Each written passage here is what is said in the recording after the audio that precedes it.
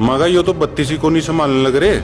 45 आते तो ये क्या करते। ये कहते स्टेज पे जगह ही नहीं है, ये कोई बात थोड़ी। पहुंचे हुए थे गोकुल सेतिया भी। गोकुल सेतिया का गुस्सा है कि उनकी कुर्सी लगी हुई थी पीछे की तरफ। तो पर्ची जब देखी हमने कोई गुनाह थोड़ी किया। मैं पाड़ के पर्चियां, मैं कहा भाई आज आगे बैठते हैं। मेरे साथ विकास सारंग जी भी थे, जेपी जी के बेटे। दरअसल गोकुल सेतिया को गुस्सा इस बात का आया हुआ था शायद कि मंच पर अशोक तंवर अग्रिम पंक्ति में बैठे हुए थे। क्या प्रवचन दो, अभी हमें सिखाएंगे क्या कि हमने किस प्रकार से पार्टी की रक्षा करनी है, पार्टी के लिए काम करना है। उसके बाद कह रहे हैं गोकुल सेतिया कि 5 विधायक तो छोड़ के चले गए, निकाल दिए, बाकी कितने संभालोगे। अरे 37 जीते, 4-5 तो बाज लिए, अब थरों 32 भी को नहीं संभलेंगे।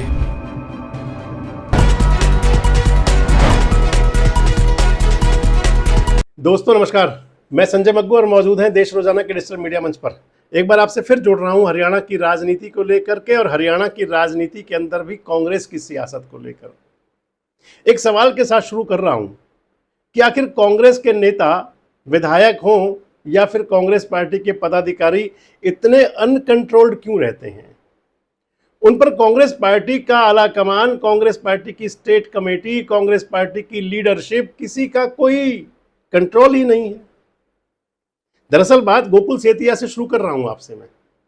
गोकुल सेतिया सिरसा के विधायक हैं, युवा नेता हैं, थोड़े गुस्से में भी रहते हैं, अग्रेसिव भी रहते हैं, सोशल मीडिया पर काफी एक्टिव रहते हैं, अपनी टीम साथ लेकर के चला करते हैं हमेशा ही, ज्यादातर लाइव भी रहते हैं। अभी हाल ही में जब कांग्रेस का मंथन था, कांग्रेस के प्रदेश के प्रभारी मौजूद थे उसके अंदर, वहां पहुंचे हुए थे गोकुल सेतिया भी। गोकुल सेतिया का गुस्सा है कि उनकी कुर्सी लगी हुई थी पीछे की तरफ। अपने साथ देवेंद्र हंस को भी जोड़ रहे हैं और विकास सारंग को भी जोड़ रहे थे। कह रहे थे कि पर्ची फाड़ दी। एक बार सुन लीजिए गोकुल सेतिया को आप पहले। आपने कुछ सोशल मीडिया पे कमेंट भी लिखा था कि कुछ बीजेपी से मलाई खाने वाले लोगों को, 2 नेताओं को तवज्जो दी गई, आपकी कुर्सी पीछे रखी गई, पूरा मामला क्या था? कुर्सी जी, जैसे स्टेज चढ़ते हम, लास्ट में स्टेयर्स थी, तो वहाँ पे आगे 5 लाइनें थी और लास्ट में कॉर्नर पे 4 कुर्सियाँ रखी थी, जिसके अंदर मेरा नाम था और देवेंद्र हंस जी का नाम था। उसके बाद जो लाइन थी, 2 लाइनें, उसमें एमएलएस के नाम थे। उससे जो आगे लाइन थी 2 फ्रंट की, उस पे और पदाधिकारी इधर उधर, मतलब जो भी पार्टी के नियुक्तियाँ हुई हैं वो थे। और कुछ चेहरे फ्रंट लाइन में ऐसे थे जो टाइम से ही आके बैठ गए, उनको पता था कि पता नहीं स्टेज पे भी चढ़ने नहीं देंगे, पता नहीं आगे से छलांग मार के चढ़े या क्या चढ़े पता नहीं, तो वो आगे बैठे और जाते सार उनको माइक पकड़ा दिया। वो प्रवचन देने लगे, पार्टी में अनुशासन होना चाहिए, फलाना होना चाहिए, ढिमकाना होना चाहिए। और वो लोग वो थे जिन्होंने सिरसा के अंदर कांग्रेस की गोभी खोदने का काम किया। हमने भी पार्टी छोड़ी तो इन महानुभावों करके छोड़ी थी। कितनी स्पीड से इधर गए, कभी गए आपके क्या कहते हैं वो बंगाल वाली पार्टी थी जो टीएमसी, उसमें गए, बसपा में भी शायद गए थे, और फिर बीजेपी में गए, फिर उतनी खुद की भी बनाई, बड़ी स्पीडली फिर वापस आए इलेक्शन के अंदर और आके कांग्रेस के विरुद्ध जो कैंडिडेट थे जिनको बीजेपी का समर्थन था उनके वोटों के लिए अपील कर रहे। उसकी ऑडियो किसी साथी ने दी, हमने उसको आपके माध्यम से रिलीज भी किया था। तो सबसे पहले ऐसे लोगों को माइक पकड़ा दिया। क्या प्रवचन दो, अभी हमें सिखाएंगे क्या कि हमने किस प्रकार से पार्टी की रक्षा करनी है, पार्टी के लिए काम करना है। तो जब स्टार्टिंग ही गलत हो रही है तो फिर आप क्या उपेक्षा कर सकते हो। और एमएलए, अरे 37 जीते, 4-5 तो बाज लिए, अब थरों 32 भी को नहीं संभलेंगे। तो पर्ची जब देखी हमने कोई गुनाह थोड़ी किया। मैं पाड़ के पर्चियां, मैं कहा भाई आज आगे बैठते हैं। मेरे साथ विकास सारंग जी भी थे, जेपी जी के बेटे। मैं कहा आज आगे बैठांगा। और एमएलए आएगा, मैं कहा पाड़ पूड़ के पर्चियां अपने आगे बैठो। मगर ये तो 32 ही को नहीं संभालने लग रहे। 45 आते तो ये क्या करते। ये कहते स्टेज पे जगह ही नहीं है, ये कोई बात थोड़ी है।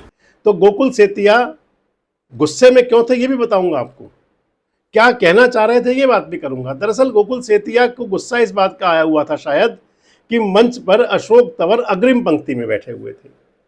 अशोक तंवर को लेकर के पहले भी काफी झाग छोड़ चुके हैं। बहुत गुस्सा, झाग छोड़ने का मतलब गुस्सा हो जाना। बिल्कुल, जब आदमी ज्यादा गुस्से में होता है, लाल पीला होता है, तो फिर उसे झाग छोड़ना कह देते हैं कई बार। देसी भाषा में, कहावत में। गोकुल सेतिया बहुत गुस्से में अशोक तंवर से रहे हैं। किस लिए गुस्से में रहे? इसलिए रहे कि विधानसभा चुनाव में मेरे खिलाफ थे। दरअसल बताऊं तो अशोक तंवर 2024 का विधानसभा चुनाव के मिड में, यानी कि जब बीच चुनाव चल रहा था, उस समय कांग्रेस पार्टी ज्वाइन कर गए थे, भारतीय जनता पार्टी को छोड़ करके। बड़ा एक प्रकार से कहें तो अलग अंदाज था। कुछ देर पहले वो बीजेपी की स्टेज पर थे और कुछ देर बाद राहुल गांधी की स्टेज पर पहुंच गए थे अशोक तंवर। और अशोक तंवर को लेकर के गोकुल सेतिया साहब गुस्से में हैं।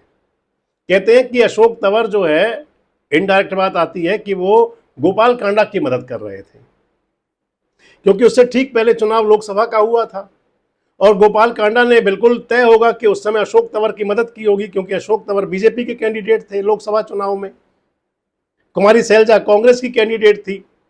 लेकिन गोकुल सेतिया किसके साथ थे ये शायद किसी को भी ना पता हो। कुमारी सैलजा के साथ थे या अशोक तंवर के साथ तो कम से कम नहीं होंगे, या किसी और के साथ हो कहीं।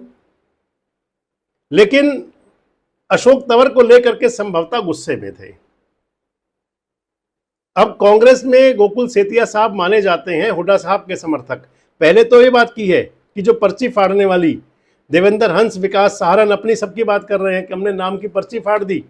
उसके बाद कह रहे हैं गोकुल सेतिया कि 5 विधायक तो छोड़ के चले गए, निकाल दिए, बाकी कितने संभालोगे? अरे 37 जीते, 4-5 तो बाज लिए, अब थरों 32 भी को नहीं संभलेंगे। तो पर्ची जब देखी हमने कोई गुना थोड़ी किया। मैं पाड़ के पर्चियां, मैं कहा भाई आज आगे बैठते हैं। दरअसल कांग्रेस में 37 विधायक मिले थे कांग्रेस को। जब 2024 का विधानसभा चुनाव हुआ था तो कांग्रेस सत्ता में आने के लिए बड़ी आतुर थी, पूरा जोर लगा रखा था, लगता था सत्ता में आ जाएंगे, लेकिन 37 पर अटक गए थे।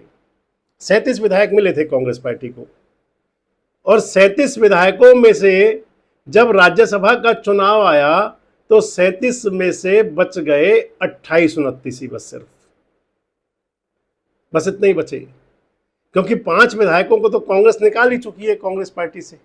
जिन लोगों ने वोट जो है अपना क्रॉस कर दिया था, बीजेपी के समर्थक कैंडिडेट सतीश नांदल को राज्यसभा का वोट दे दिया था, वो 5 लोग आपको ध्यान होंगे आज भी, उन्हीं का कह रहे हैं गोकुल सेतिया। वो 5 लोग जो अपना हथीन वाले मोहम्मद इजराइल, पुनाना वाले मोहम्मद इलियास, उससे आगे चलें तो फिर तीसरी मैडम रेणुबाला, चौथी मैडम शैली चौधरी, और 5वें विधायक सिरसा जिले के 5 विधायक, सरदार साहब, जरनैल सिंह, रतिया वाले विधायक, 5 विधायकों को कांग्रेस निकाल चुकी है।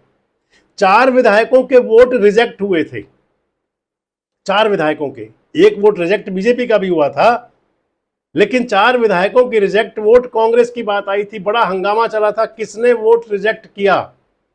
क्रॉस करने वाले से रिजेक्ट करने वाले ज्यादा दोषी थे, और इस बात को लेकर के आपको ध्यान होगा गोकुल सेतिया बैठ गए थे धरने पर। नाम किसी ने उनका लिया नहीं था, लेकिन गोकुल सेतिया को पता नहीं क्यों लगा था कि उनके ऊपर बात आएगी। पता नहीं क्यों लगा गोकुल सेतिया को कि भैया मुझे भी कहा जाएगा। जिनको लगा था उनमें गोकुल सेतिया और कुलदीप वत्स 2 प्रमुख नाम थे। छुपा नाम था मंजू चौधरी का। कुलदीप वत्स और गोकुल सेतिया तो खूब खुलेआम बात आ गई थी। कुलदीप वत्स ने अपनी बातें कर दी थी, छोड़ जाऊंगा पार्टी, ये करूंगा वो करूंगा, फलान ढींग सब कुछ हुआ था।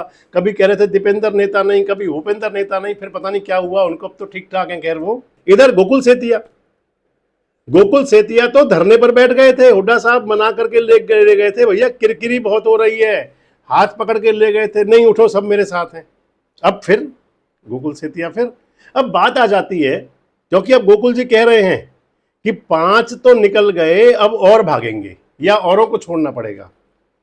क्या 2028 की पटकथा लिखी जा रही है ये? क्योंकि 2028 में फिर एक राज्यसभा का चुनाव होना है। आखिर किस प्रकार की पॉलिटिक्स है ये? क्या राजनीति है? कौन सा अंदाज है राजनीति का? गोकुल सेतिया भी क्योंकि चुनाव से पहले ही आए थे, विधानसभा चुनाव से पहले कांग्रेस में, जो राजनीति जानते हैं वो जानते होंगे इस बात को जरूर। और अशोक तंवर भी आ गए थे तभी, उससे पहले वो भाजपा में थे, और गोकुल सेतिया भी कुछ समय भाजपा में, उनकी माताजी चुनाव लड़ी थी। जब पार्टी में आ गए तो फिर ये कौन सी रुसवाई, गुस्सा, ये क्या है आखिर सब? मैं इसलिए आपसे वीडियो के शुरू में कह रहा था कि आखिर कांग्रेस का अपने कार्यकर्ताओं नेताओं पर कंट्रोल क्यों नहीं है और आखिर ऐसी पटकथा लिखता कौन है। आपको क्या लगता है कि क्या वाकई पूरी तरह से अनकंट्रोल्ड हैं कांग्रेस के विधायक और नेता?